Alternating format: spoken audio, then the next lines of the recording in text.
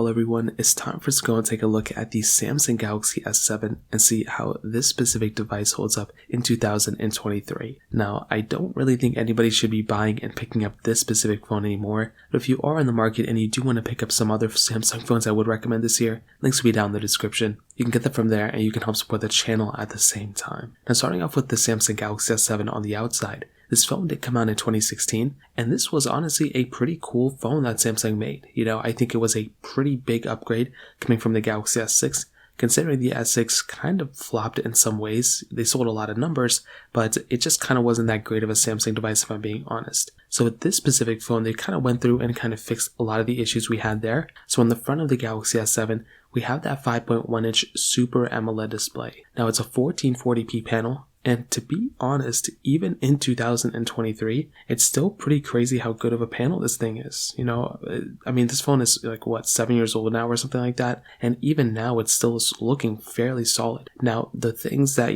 this phone doesn't have that a lot of modern phones do have, for one, no 120 hertz, still at 60 hertz, which is expected. I mean, I don't think there was a phone in 2016 that had anything higher than 60 hertz. But the other thing is that also there's quite a bit of bezel around this specific device. So when you look at a phone like the Galaxy S7, this thing definitely looks like an older device because of the amount of bezel and because of the home button that's on the front of this specific panel as well. So with this phone, it's like one of those things you're just going to have to kind of keep in mind. You don't want to just go ahead and just, pick up a phone like this because, even if the panel is great, everything surrounding the panel may not look that good. So that's kind of one thing to keep in mind if I'm being honest. Now, this phone also had a bit of I/O compared to what we have nowadays. Now, this was one of the last Samsung Galaxy S phones to have that micro USB port. So every Samsung Galaxy S, I think after this, we pretty much had a USB Type-C port, which was awesome. This one was also technically the last one to not have Samsung DeX. So that's kind of another thing to keep in mind too. So this type of device, you are getting some last. This was the last one to basically have that micro USB port. It was also a really good phone because it still maintained its micro SD card slot and its headphone jack. So you still had a lot of stuff that Samsung kept on this phone. Really the only thing that we didn't really have on this phone that the older Samsungs had at that moment was pretty much a removable back with a removable battery. We didn't really have that on the other Samsung. We had that on the other Samsung phones. We just didn't have it on this one anymore. So I was kind of glad that they brought the micro SD card slot back from their other devices. But it's just one of those things, like in this day and age, there's not much we can do about it now. So in my opinion, still a lot of I/O. And on the back, we had this straight glass back, which looked awesome. Not too much changed with this specific back, so I think that's fine. And I still think it looks like a pretty good phone on the back. You had a single camera setup. There was no fingerprint sensor on the back. It was on the front home button. And that kind of covers it up. I still think when I hold this phone and I still kind of, look at it and compare it sometimes against the latest phones, it's still pretty shocking about how good feeling this phone feels, It definitely doesn't feel like a super old or outdated device. Like it definitely doesn't feel like it's 7 years old now, but it definitely looks kind of a little bit of an outdated phone. I think some of us will probably be able to tell that. So in terms of that kind of covers it up there. Now the camera setup, this thing on the back has a single 12 megapixel wide angle camera, and on the front it has a 5 megapixel wide angle camera. So the one thing I would definitely tell you about this type of camera is that it's definitely, at its time, it was probably a pretty solid camera. Samsung, as I mentioned for a long period of time, does a tremendous job with their cameras. And year after year after year, they've kind of shown me that they put their camera probably ahead of everything else.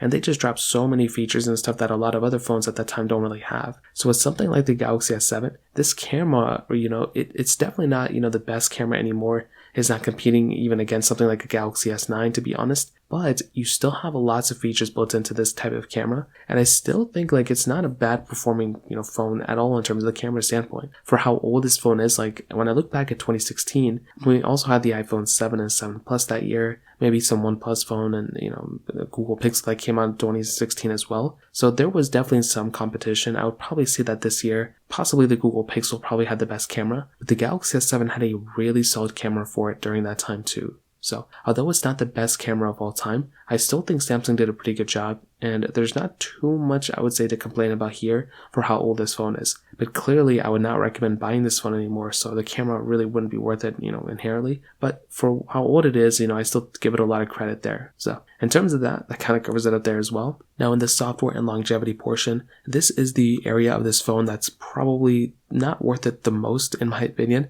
This phone has been outdated with software for many, many years now. So because of that, it just does not make any sense to buy a phone like this because because it's been many years since this thing even has gotten an update. So it actually may have gotten a security update not that long ago, maybe like a year or two ago. But because this thing, I mean, the last official version of Android this thing got was Android 8.0. That was a long time ago. We're in the betas of Android 14 right now. So this thing, not only is it outdated, in terms of features and like all that kind of stuff, so you haven't gotten the latest features on this phone, but you're talking about many, many years of security updates. And even if this thing got a security update here and there, there's probably so many more security updates and vulnerabilities this phone has and needs that, it's pretty crazy that if you're still rocking a phone like this, it's probably of best interest to go and upgrade your phone at some point, So I will definitely tell you with this type of device, it just doesn't make too much sense to use it anymore or buy it anymore because of the amount of security issues that you could have with a phone that's this old. So that kind of covers it up there as well. Now from the performance side, this phone internally has that Exynos 8890 octa chipset. It also had a 4GB of RAM version. It did go up, actually it only maintained at 4GB of RAM, which is probably okay for a lot of phones at that time.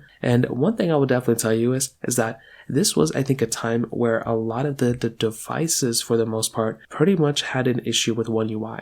I hate to just keep bringing it up, or with, Android, Samsung experience at that time. So before One UI, there was a One UI. Before One UI, there was like TouchWiz and there was Samsung experience, and they kind of had to go away from that type of thing that they were doing for the most part. So I think that made the most amount of sense, and I think that was a clever move from, Samsung. But the residual stuff was still there. So the phone really wasn't as optimized in that software experience like how it is now. So that was kind of an issue. Like if you were planning on getting a phone like this, even if you had the greatest chipset current, compared to whatever other phones we had at that time, it just wasn't that great of an experience, mostly because it was just still like a choppy mess. So with this phone, I think it was still kind of fast. Like it really wasn't that slow or anything. I just kind of am overhyping it a little bit. But with the Galaxy S7, I mean, this was kind of an outdated phone, to be honest.